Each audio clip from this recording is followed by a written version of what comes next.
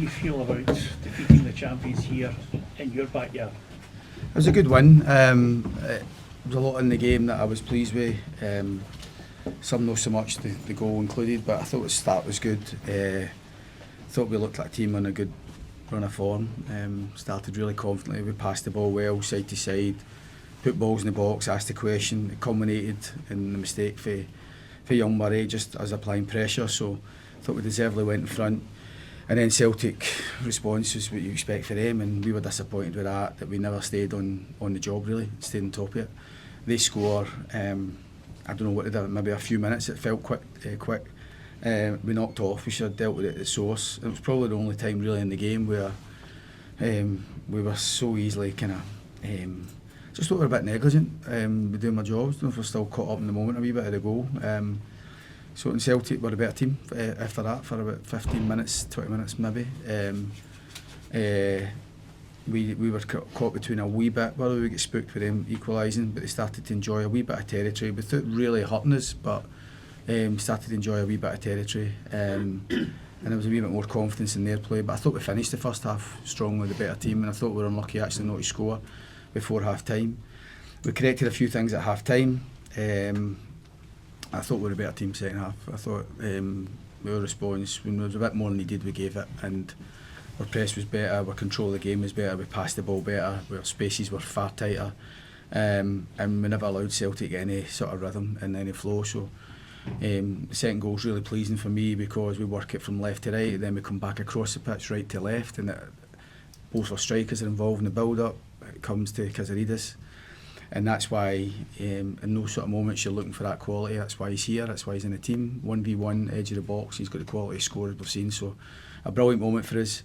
And then we did to Celtic really what they did to us. We stayed on the job this time, and we get the third goal with a penalty. Good combination play, a bit more basic that one. It was up to Lawrence a flick, and Braga runs the gaps, and he's technical enough to draw the foul, and we get the penalty and Lawrence tucks it away. So at 3-1, I never ever felt under too much threat from that, to be honest, but you're always wary because of the quality Celtic have got. It can change in a heartbeat. I know you're trying to keep a lid on the excitement, but no, I'm keeping a lid on it. Do you sense there is a strength within this squad to keep it going? I think there's still improvement in us, to be honest. I do think there's a bit more in us. I think we've got good strength in the squad. My bench is strong. There's boys in the stand that are not involved today, who are training at a good level. We get Aju on the day, and obviously there's been a lot made of that, and try to get that integration with him. We've got one or two things lined up for January, and so. But at the minute we just need to. We've got 2 months of football ahead of that, and we just need to keep the fight as well. Celtic keep improving, Peter. I think we need to keep. I think as clear as day, we need to keep improving. As good as today was, and we'll enjoy it. I thought we deserved the win, and that's good for us. I think it does us no harm in terms of a reference to the players, in terms of confidence and taking belief if they ever needed it. But we never had the game way up there the way it's been talked about. We just had the game as a game that was a chance to win, and we've seen the importance of it. And I thought the players dealt with the game really well, and it's what I expected was how they dealt with the game. The outcomes, so obviously you can't control the outcome, but I thought we got the deserved outcome today. I know as a manager you obviously have the job to do to try and get them right for the games, but is a bigger job for you trying to block out the noise that will affect the players, because the fans will be saying to them, we are all guilty of rolling you guys up there as possible title challenger. But I think it's a long way to go. I mean, if this was after the second round of games and we were sitting in the position we're in, then it might be a wee bit more difficult for me to sit here and say what I'm saying. But at the minute it's easy to say what I'm saying. We're still so long of the season to go, 29 games or whatever it is. We're not even through the first round of fixtures, but what we are getting, and what we should all be encouraged by from my point of view, is we're getting consistent performance, scoring goals, even today, creating more chances, creating more big chances, more shots on target, more penalty box entries. We're far more effective with what they do. Celtic never really quite connected the game. They went a bit longer, and we dealt with that one once we got our distances right at times. We got a lot of the game what we wanted from the game today, but it's still only 3 points, and and it's important that we can't be after the Lord Mayor's show on Wednesday. We go to Paisley, and we know how difficult that is at any time. So just because we're in a good run of form, and we'll take the good of that, because football's not always like that. Sometimes you're searching for a win, you can't get a win. You're searching for players, are searching for confidence. We're searching for a goal. We're struggling to keep clean sheets. At the minute, we've got all that, but it's important we just recognise why we're getting that and just keep trying to continue to improve. Derek, I appreciate what you're saying there, but you've been in title races with Celtic before with Aberdeen. You finished second to them several times. Does this feel different this season? I think what we've got here is a strong, probably a stronger depth in terms of, if you're actually in terms of squads. But my squad at Aberdeen was magnificent. Some magnificent players going to do so many good things in their career. So I don't think it's like for like, and it's a bit. I understand the question, but for us here, we are just trying to kind of continue the fight with ourselves. We're trying to integrate a lot of new players. But what I keep saying to people is, we're still getting 6 of the boys that were in the building in every starting 11, 6 or 7. You know, so it's not just been a magic wand and recruitment's been smart, and recruitment we feel will really pay its dividends. But we're getting a bit more for the players that were here, and that's down to the players, and I think they're all enjoying it as they should. Have you had a chance to speak to Tony Bloom? Today? No. He messaged me this morning. He was obviously come up from Manchester quite late last night. He stayed in the hotel, but I'll no doubt we'll get a chat with him before he heads off. You said last week you wanted your players to get used, addicted to winning. I think spoke to the phrase. Is that what you saw in the second half? Just not wanting to let go?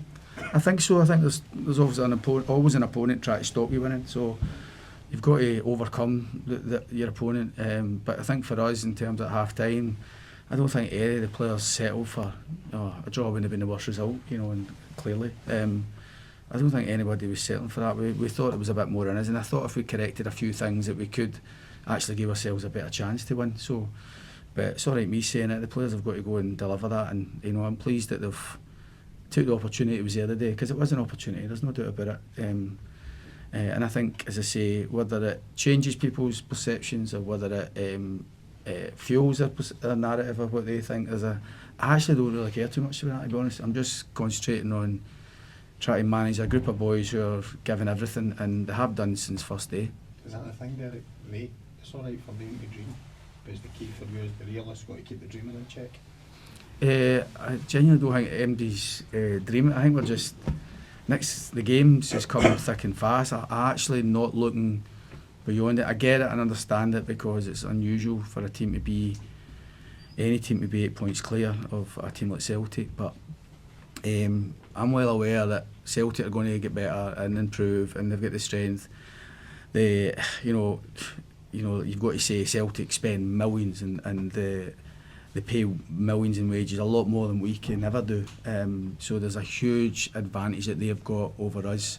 So any advantage we had going into the game, being a bit fresher, maybe they've got a few injuries or whatever, but listen, they hands down have got so many advantages over every other team in the league at the minute, including ourselves.